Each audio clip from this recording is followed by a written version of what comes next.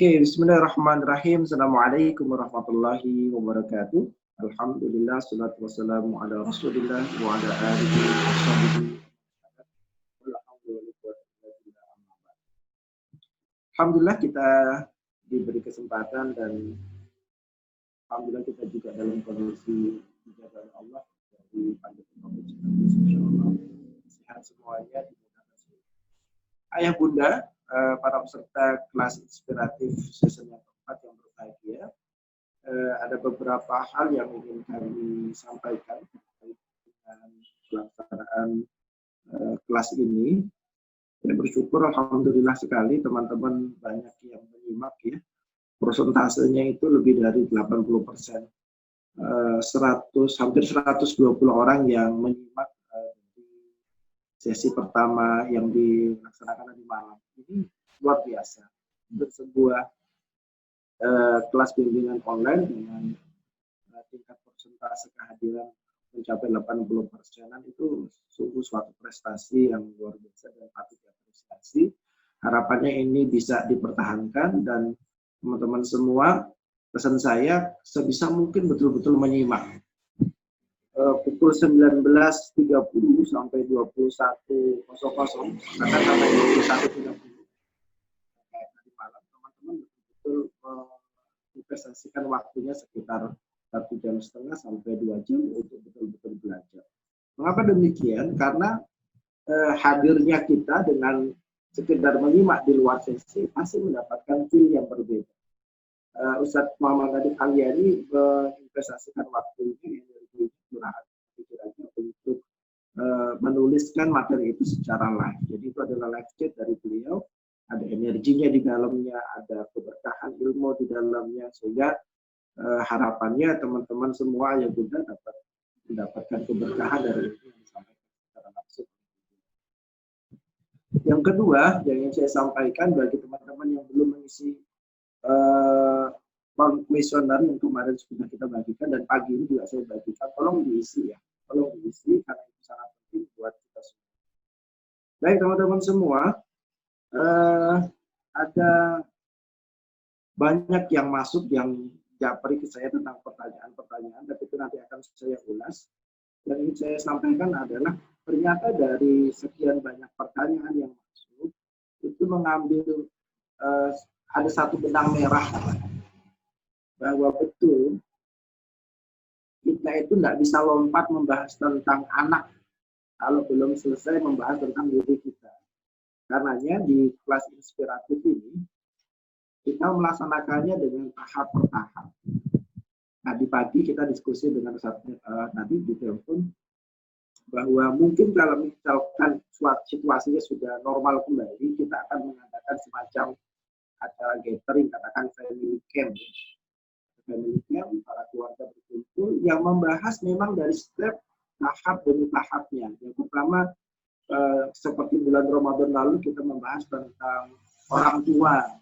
Setelah membahas hubungan kita dengan orang tua, memori buruk kita tentang orang tua bisa dirilis, bisa dikelirkan, lalu bicara tentang pasangan. Setelah orang tua, kita bicara tentang pasangan. Bagaimana hubungan kita dengan pasangan kita. Setelah ini sudah clear, baru kemudian bicara lebih luas tentang keluarga secara utuh. Apa makna keluarga bagi kita. Nah, baru yang terakhir kita membahas tentang anak. Anak-anak ini adalah ibarat sebuah bangunan mimpi yang harus diusahakan dan dibangun secara bersama, tidak hanya oleh ayah, tidak hanya oleh bunda, tapi juga seluruh anggota keluarga. Ya ayah, ya bunda, ya kakek, ya anggota keluarga yang ada di dalam rumah tersebut. Jadi harapannya memang teman-teman itu mengikuti dari tahap setahap apa yang kemudian ada di kelas inspiratif KRM, teman-teman sebisa mungkin mengikuti. kajian demi kajiannya, materi demi materi. Dan itu yang akan membangun konstruksi cara kita berpikir, cara kita bersikap, cara kita memandang sebuah permasalahan khususnya yang dalam tema satu keluarga, tentang tema keluarga. Nah, insya Allah semoga kita bisa dipertemukan dalam satu program offline ya, dan mungkin di mana, di Bogor kan, di Puncak, saya punya teman yang punya villa di sana, temannya Ustaz Nagib juga sudah mempersilahkan, apakah di Jogja ataukah di Batu Raden kah, apa di mana, di Lampung juga boleh, tapi Lampung panas ya. Kalau ke Lumajang jangan, Lumajang itu saya pernah ke Lumajang, saya nggak dikasih apa-apa sama Ustaz Nadib, hanya disuguhi soko pecel, jadi nggak usah ke Lumajang, kejauhan, ke Lampung saja. Kamu terus Ustaz Nadib bercanda. Baik, nah kita akan review sedikit tentang pertanyaan-pertanyaan yang masuk kepada kita, pertanyaan-pertanyaan yang tadi malam masuk, banyak sekali ya, gitu, dan rata-rata membicarakan tentang sisi dirinya, gitu. Sisi dirinya, sisi pasangannya, jarang yang membicarakan tentang anak. Kalaupun membicarakan tentang anak, ternyata ya masih ada kaitannya dengan dirinya. Nah, kita akan mintakan pendapatnya bagaimana review Ustaz Nadib terhadap pelaksanaan sesi tadi malam tentang karakter ayah dan bunda dan pertanyaan-pertanyaan yang sudah disebut. Kepada Ustaz Muhammad Nadib Halyani, waktu dan tempat kami haturkan sepenuhnya. Silakan. Baik, alhamdulillah Ustaz Daus dan teman-teman sekalian, kita telah melalui satu sesi tadi malam ya. Tema itu terkait dengan membangun karakter diri kita sebagai seorang ayah dan sebagai seorang ibu. Karena asumsinya adalah peran sebagai ayah dan peran sebagai ibu itu motornya yang bisa menggerakkan itu adalah karakter. Jadi kalau karakter itu sudah melekat dalam diri kita, maka kita akan insya Allah lebih mudah untuk membimbing atau mengarahkan anak-anak. Jadi memang pendidikan itu kuncinya ada di orang tua. Itu sebabnya kemudian kita perlu menempatkan diri kita sebagai sumber utama atau sebagai motor utama dalam pendidikan anak ini. Nah, problem-problem yang kemudian menjadi kendala dalam pendidikan ini adalah karena dalam diri kita ada banyak sisa-sisa masa lalu yang belum selesai. Nah, inilah yang kadang mempengaruhi cara bersikap kita, cara berpikir kita, bahkan mempengaruhi bagaimana cara kita memperlakukan anak-anak ketika mereka berbuat kesalahan. Lebih detailnya insya Allah nanti malam kita juga akan bahas tema tentang hal ini, tentang pengaruh perilaku kita kepada anak-anak. Jadi bagi kita yang mungkin anak-anaknya masih kecil-kecil atau belum mempunyai keturunan, ini masih saya mengistilahkannya banyak waktu bagi kita untuk mempersiapkan diri.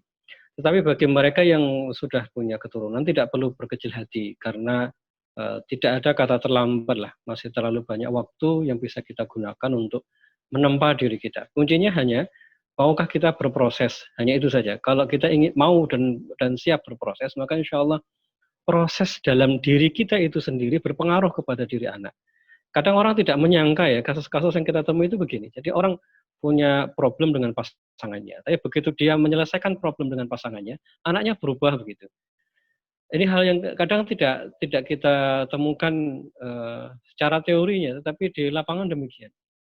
Jadi benarlah apa yang dikatakan oleh orang-orang di zaman dulu ya, ketika mereka bercerita kalau kita pengen tahu rahasia batin anak ya lihatlah orang tua. Kalau kita pengen tahu kenapa anak begini dan begitu ya lihatlah rahasia batinnya ada di orang tua. Jadi kalau orang tua bisa menata batinnya, bisa memperbaiki dirinya, itu akan sangat berkorelasi positif dengan apa yang tumbuh dalam diri anak. Terutama jika anak ini masih belum balik ya, terutama ketika mereka masih full total dalam rengkuhan kita, itu sangat erat kaitannya. Jadi misalnya nanti begini, anak misalnya dia rewel dikit gitu ya, tidak perlu terlalu banyak ngomel, tidak perlu terlalu banyak meledak-ledak emosinya. Cukup ambil sajadah, peluk istri, peluk suami, saling memaafkan. Nanti lihat apa yang terjadi pada anak. Jadi dalam tanda kutip sesimpel itu kadang begitu. Jadi dan sebaliknya juga demikian. Kalau misalnya suami istri ini memendam perasaan yang kurang baik, nanti kita bisa lihat hal itu akan nampak pada diri anak-anak kita. Nah, itulah makanya kemudian Kita perlu menyelesaikan ini supaya tugas kita untuk mendidik anak itu tidak terkendala oleh diri kita sendiri.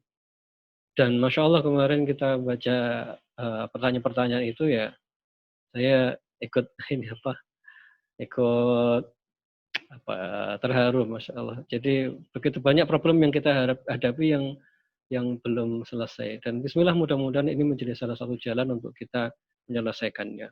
Mudah-mudahan. Mungkin itu review sedikit tentang tadi malam ya. Jadi benar memang apa yang terjadi pada batin orang tua itu sangat berpengaruh kepada anak. Saya tertarik sekali dari pengalaman-pengalaman kita di lapangan.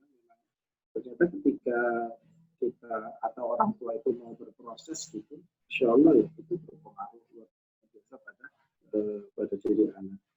Ada seseorang, saya mau cerita sedikit, ada seorang ibu yang mengeluhkan anaknya, yang anaknya tadinya sering ke masjid, muazzin, sering mengumandangkan azan di masjid, tiba-tiba berbalik 180 derajat sampai kemudian tidak mau sholat lagi dan lebih memilih untuk nongkrong-nongkrong di pinggir jalan sekitaran teman-teman sebayanya, sehingga akhirnya ibunya meminta untuk kemudian anak ini diterapi. Juga ada satu pertanyaan yang kunci menurut saya saat itu ketika ditanya mana ayahnya. Ternyata sang ibunda ini telah bercerai dengan sang ayah.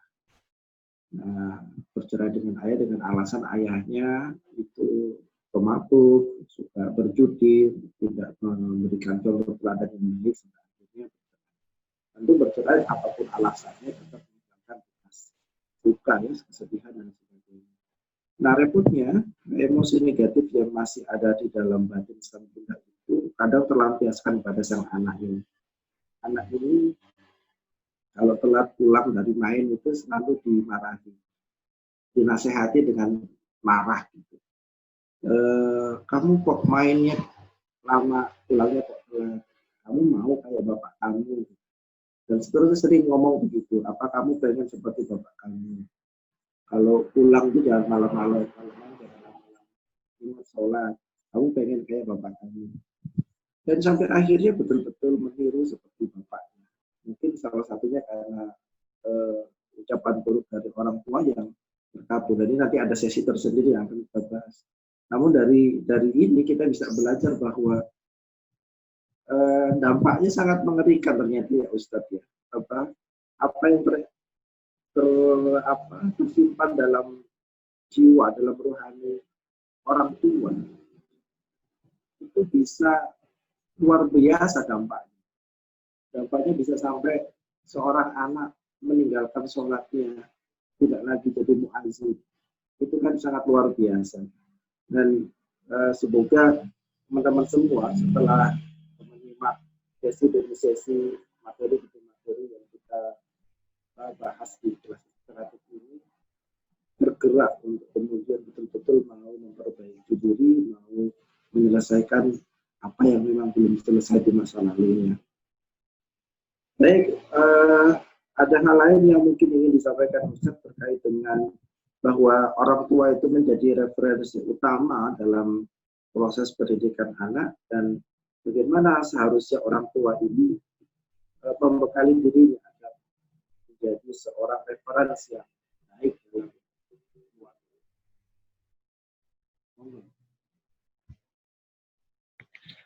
Baik, setelah tema yang tadi malam, akhirnya kan kita mengerti satu hal ya, bahwa di masa lalu kita yang belum selesai, ini jadi PR terpenting sebelum kita melangkah membicarakan apa yang harus kita siapkan untuk anak-anak. Karena mempersiapkan apa untuk anak-anak itu step kedua. Yang perlu kita lakukan adalah yang pertama kali, kita selesaikan apa yang ada dalam diri kita terlebih dahulu.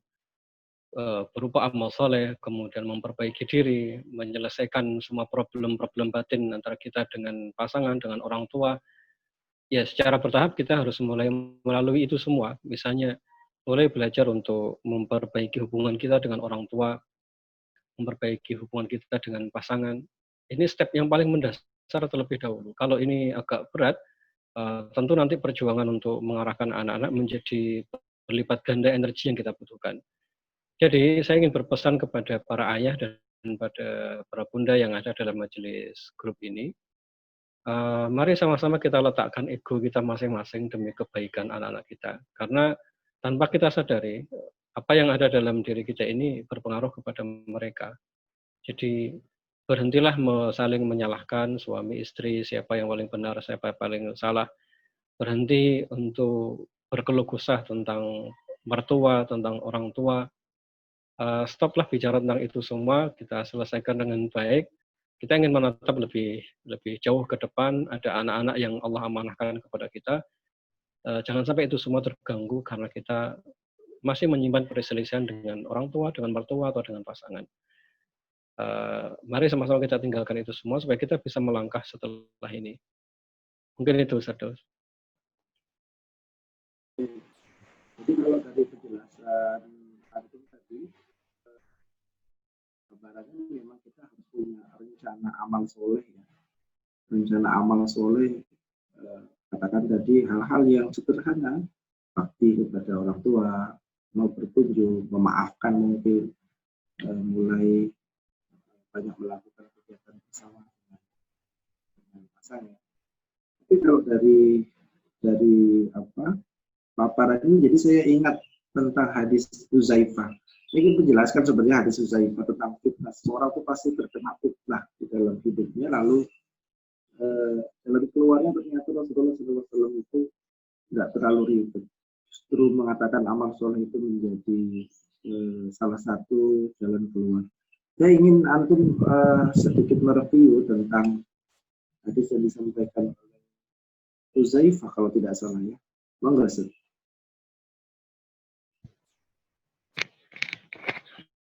Iya, suatu saat Umar bin Khattab bertanya pada beliau tentang fitnah di akhir zaman. Kemudian disebutkan oleh beliau tentang dua fitnah. Tentang fitnah akhir zaman dan fitnah tentang yang menimpa pada diri seseorang. Dia mengutip kalimat dari Nabi SAW bahwa setiap orang itu akan mengalami fitnah, ujian maksudnya, terkait dengan dirinya sendiri, terkait dengan hartanya, terkait dengan anaknya, keluarganya, dan tetangganya. Jadi ada 5 fitnah itu. Namun yang menarik adalah di kelanjutan di hadis itu, dia mengatakan bahwa jalan keluarnya adalah puasa,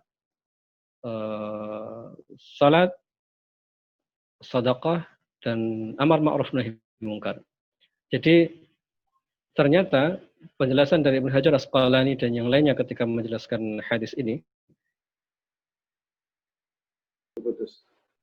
Baik teman-teman, sementara waktu kita putuskan dahulu, kita cukupkan dahulu sesi dialog kita dengan Ustaz Adib pada kesempatan kali ini. Nanti kita sambung lagi kalau sudah beliau online kembali. Assalamualaikum warahmatullahi wabarakatuh.